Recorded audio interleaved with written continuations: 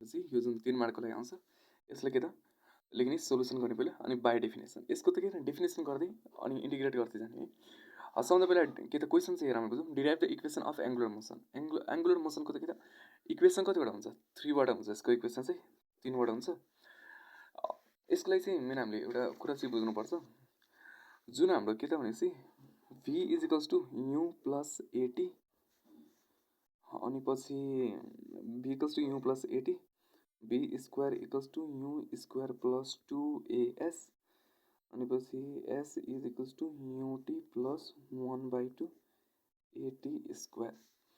यो जुन इक्वेसन छ नि यसलाई नै हामीले कन्भर्ट गरेर मतलब यसको जुन यो b को ठाउँमा नि b को ठाउँमा अरू उहरू यो रिप्लेस गरेर चाहिँ हामीले यसलाई के त रिप्लेस गरेर हामीले यो इक्वेसन अफ एङ्गुलर मोसन चाहिँ निकाल्ने हो क्या। जसरी भीलाई चाहिँ के त भीलाई चाहिँ ओमेगाले रिप्लेस गर्ने इक्वल्स टु युलाई चाहिँ ओमेगा नटले रिप्लेस गर्ने र एलाई चाहिँ अल्फाले रिप्लेस गर्ने र टी चाहिँ जस्ताको तस्तै हुन्छ। त्यस्तै बी स्क्वायर भनेको ओमेगाको स्क्वायर इक्वल्स टु ओमेगा नटको स्क्वायर प्लस 2 ए को ठाउँमा अल्फा र एसलाई चाहिँ थीटाले रिप्रेजेन्ट गरिन्छ।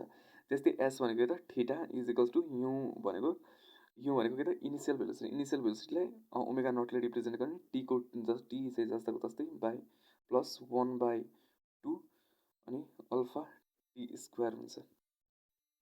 ल यही बुझ्नुपर्ने हो के त भीलाई चाहिँ हामीले ओमेगाले रिप्रेजेन्ट गर्ने युलाई चाहिँ ओमेगा नटले रिप्रेजेन्ट गर्ने टीलाई चाहिँ टीले नै रिप्रेजेन्ट गर्ने र एसलाई चाहिँ थीटाले रिप्रेजेन्ट गर्ने अनि एसेलरेसन एलाई चाहिँ के त अल्फाले एस भनेको चाहिँ डिस्प्लेसमेन्ट चाहिँ थीटाले रिप्रेजेन्ट गर्ने। अब एन्सर चाहिँ के त यो चाहिँ 3 मार्कको लागि आउँछ 3 मार्कमा आउँछ। अब एन्सर चाहिँ सोलुसन अनि पछि by definition angular acceleration is the rate of change of angular velocity के त एसेलरेसन भनेको त acceleration is the rate of change of velocity हो नि त्यस्तै एङ्गुलर एसेलरेसन भनेको पनि के त चेन्ज अफ एङ्गुलर भेलोसिटी हो। अब एङ्गुलर एसेलरेसनलाई चाहिँ एङ्गुलर एसेलरेसन यो जुन एङ्गुलर एसेलरेसन छ यो एङ्गुलर एसेलरेसन चाहिँ हामीले अल्फाले रिप्रेजेन्ट गर्छौँ र एङ्गुलर भेलोसिटीलाई हामीले ओमेगाले रिप्रेजेन्ट गर्छौँ र के त rate of change of angular velocity भनेको चाहिँ के त एङ्गुलर एसेलरेसन हो त्यो भनेको के त alpha is equals to d omega by d t. अब के त इन्टिग्रेटिङ विथ इनिसियल कन्डिसन के त ओमेगा इज इक्वल्स टु के त omega is equals to omega naught कतिखेर त when at t is equals to 0 t equals to 0 भएकोले के त omega is equals to omega naught हुन्छ।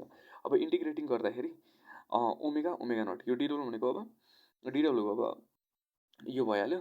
अब ओमेगा भने डी ओमेगा इक्वल्स टु फेरि अब यो हाम्रो के त टी इक्वल्स टु 0 भने त्यही भएर इन्टिग्रेसन टी 0 अनि यो डिडब्लु भनेको त यो भने यसलाई यता हेरौँ के त alpha is equals to d omega by d t नि। अब यो के हुन्छ त अब यो डी ओमेगा हामीले फाइन्ड गर्ने के त अल्फा डिटी हुन्छ होइन यही अब हामीले यहाँ रिप्लेस गरिदिने हो। अब यसलाई अब सिम्प्लिफाई के अरे यसलाई सल्भ गर्दै जाने हो भने हाम्रो अर्को फाइनल इक्वेसन चाहिँ के आउँछ omega equals to omega naught plus alpha t भनेर आउँछ र यो चाहिँ हाम्रो के त यो फर्स्ट इक्वेसन हुन्छ। र यो जब यो 3 मार्कको लागि हुन्छ यति मात्र गरेँ 1 मार्क यसबाट गेन गर्न इनफ छ है मैले जति गरेँ त्यति नै। अब फेरि अगेन बाई डेफिनेसन अब एङ्गुलर भेलोसिटी सुरुमा एङ्गुलर एसेलरेसन निकाल्ने र एङ्गुलर एसेलरेसन पछि एङ्गुलर भेलोसिटीबाट जाने। अब एङ्गुलर भेलोसिटी यहाँ के भनेको त angular velocity is the rate of change of angular displacement. अब यसमा एङ्गुलर भेलोसिटीलाई ओमेगाले रिप्रेजेन्ट गरिन्छ र एङ्गुलर डिस्प्लेसमेन्टलाई चाहिँ थीटाले एङ्गुलर डिस्प्लेसमेन्ट चाहिँ डी थीटाले रिप्रेजेन्ट गरिन्छ।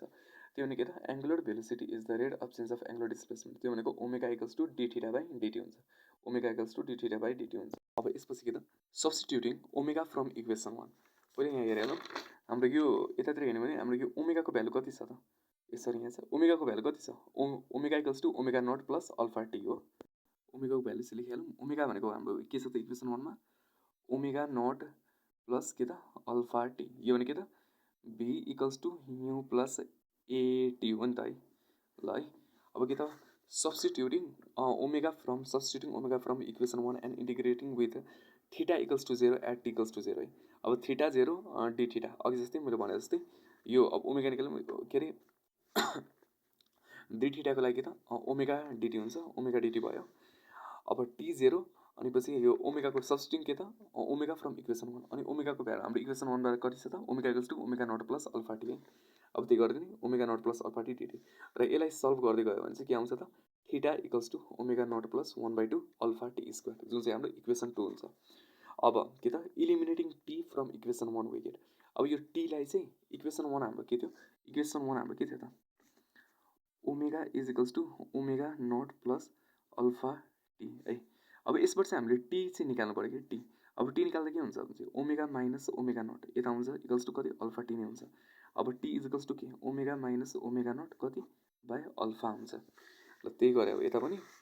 अब त्यो गरेपछि अब यो जुन यो इक्वेसन छ, यो जुन यो टीको भ्यालु छ, यो टीको भ्यालु, यसलाई चाहिँ हामीले इक्वेसन 2 मा गएर सब्स्टिट्युट गर्दियौँ। अब इक्वेसन 2 मा गएर सब्स्टिट्युट गर्दाखेरि चाहिँ के त theta is equals to omega naught, अनि पछि टीको ठाउँमा ओमेगा माइनस ओमेगा नट यो भइहाल्यो प्लस 1/2 अल्फा, र फेरि यो हाम्रो इक्वेसन 2 को यो टीको ठाउँमा टीको स्क्वायर ठाउँमा यसको होल स्क्वायर गरिदिने। यसलाई सल्भ गर्दै गयो भने के आउँछ त omega square equals to omega naught square plus 2 alpha theta, र यो हुन्छ हाम्रो थर्ड इक्वेसन।